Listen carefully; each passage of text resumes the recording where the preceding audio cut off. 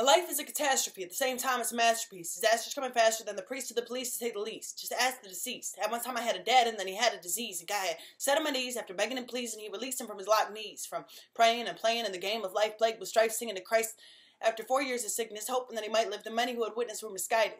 He disguised it, ignited faith in a fighting man, ignoring him, bagging guys by hand in the morning, angels adoring him at the pearly white gates, and now we're here mourning him as he lay naked in the hospital blanket, and I still can't shake it. There's no answer to tell when my dad has been killed by a cancer cell. A question that dwells in my mind spells out time to time to tell me that we are all mortal, so live morally. Storytelling is the portal, the key to see into your history.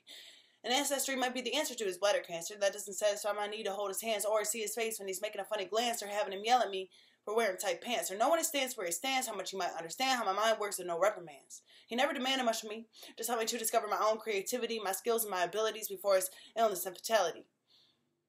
And I will always remember the last member of my family. Alas, he had passed along his misery onto me. Life is still a mystery to me. Displaced and arbitrary, reading an obituary in 7th grade, played a role, Holy Mary. He's in heaven, and as well as the grave, the ashes stash passionless waiting.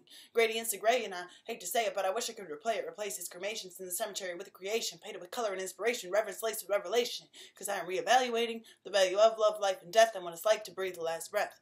So, Father, dear Father, won't you stand by your daughter? Thank you for what you have taught her in high tide and low tide. You belong by my side. Come along for the ride. I'll be strong with your pride and kindness. Give me the eyes to deny blindness. Give me behind the mind of your highness. And thank you for your last name, which I'll continue to claim and proclaim his greatness, that you've stained it with by the actions I make in your name's sake.